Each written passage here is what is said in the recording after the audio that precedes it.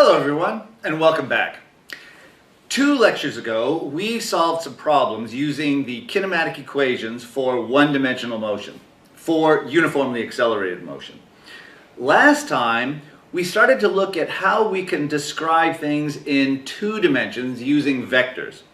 What we're going to do today is try to see if we can figure out how to solve some kinematic problems in 2 dimensions. So let's take a look at how we might describe motion in 2 dimensions using vectors and how that can affect our kinematic equations. Last time we were usually talking about the motion of a person or something like that, and I had a little person to take a walk on our coordinate system. Today I want to actually introduce a very important concept that gets used over and over in physics, and that is the idea of a particle. A particle is something that has a position, and we can describe its position, but it has no internal structure that we will describe. And the easiest thing to think of is basically just like a little ball or something like that. So we can describe where this ball is, but we don't have to worry about its orientation or anything like that. It looks the same no matter how you rotate it around, but we can describe where it is. So let's imagine that our particle is moving around in our 2-dimensional plane, and let's imagine we've got some coordinate system, an XY system, and at some point at some time it's at an initial point, say at some position vector r1. Remember, we first mentioned the position as r, and because we were only looking in 1 dimension, we just said we'll just call it x. Well, now we're going to have 2 dimensions, so I'll use this vector r to represent the position. So we start out at some r1 and it's moving around, and then at some later time it's at a position r2. And we would like to use the idea of displacement the same way we did before, the displacement being the distance from the initial point to the final point. Well, the motion here we know is going from this point to this point. So we kind of think about the motion as being described by that vector. And let me just describe that by some vector d. Knowing what we know about vector addition, r1 points from the origin to this point, d points from this point to this point, and then r2 goes from the origin to the final point. So it looks like we could use vector addition to say that r1 plus d is equal to r2. r1 vector plus d vector equals r2 vector. And if we subtract r1 from both sides, we have that the d vector is r2 minus r1. In other words, the final position minus the initial position.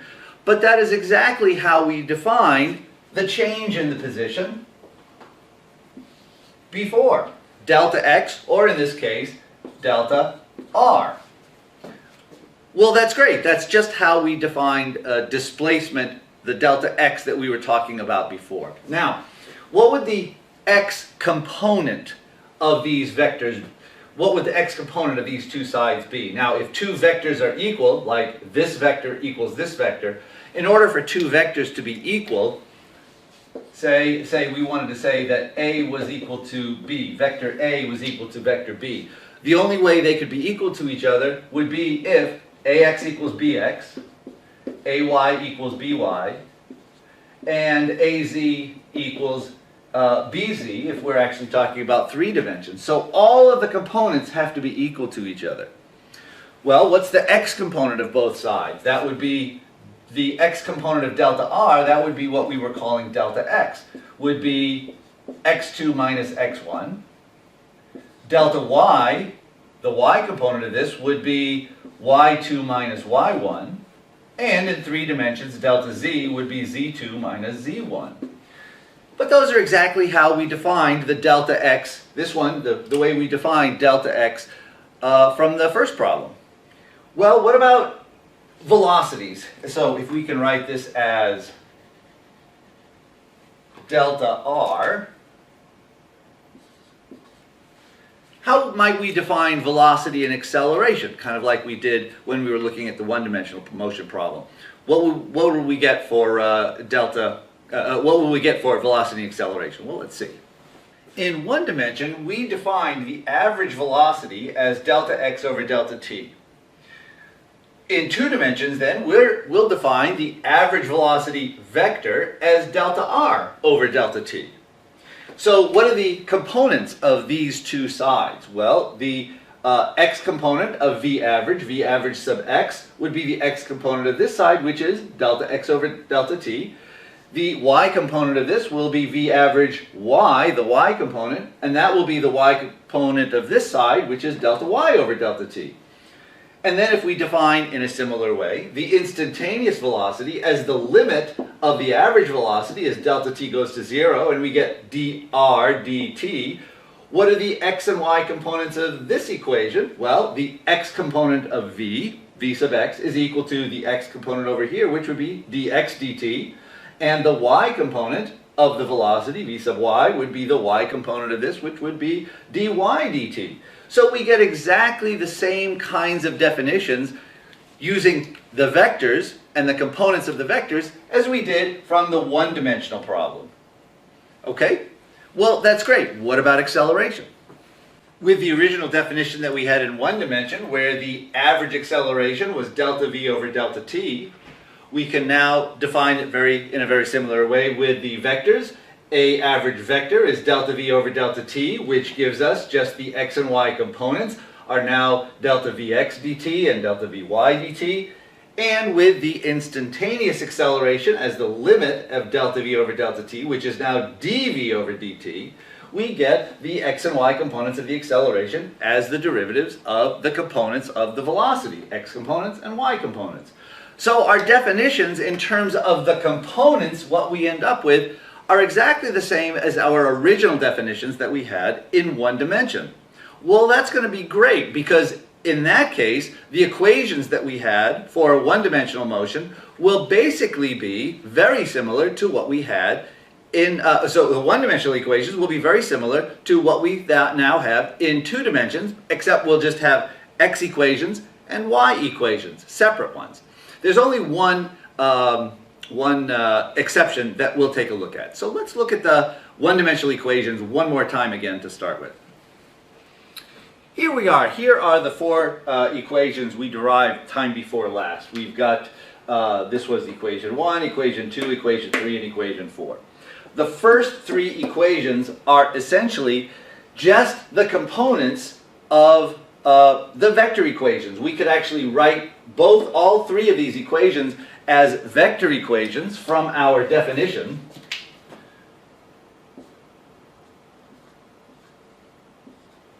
Where we make these r rather than x,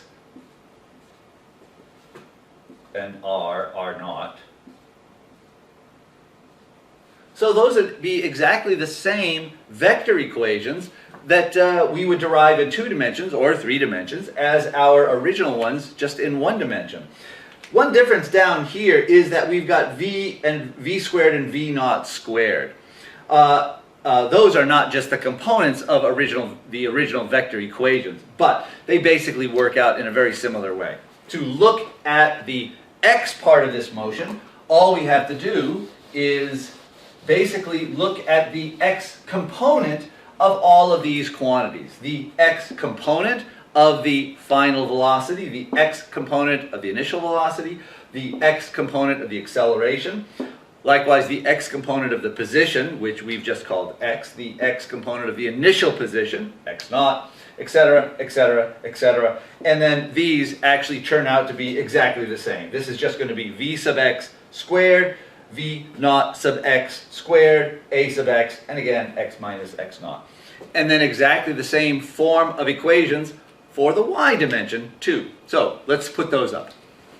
Here are the four kinematic equations for uniformly accelerated motion in two dimensions, but it's four equations in each dimension. So we actually have 8 altogether.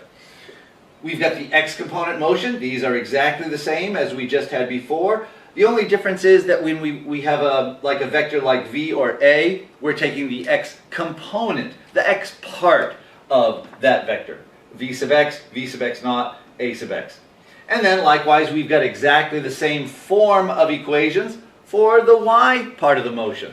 V sub y equals vy naught plus a sub y t, etc., etc. Great. Well, let's use these equations and try to solve some problems, some two-dimensional problems.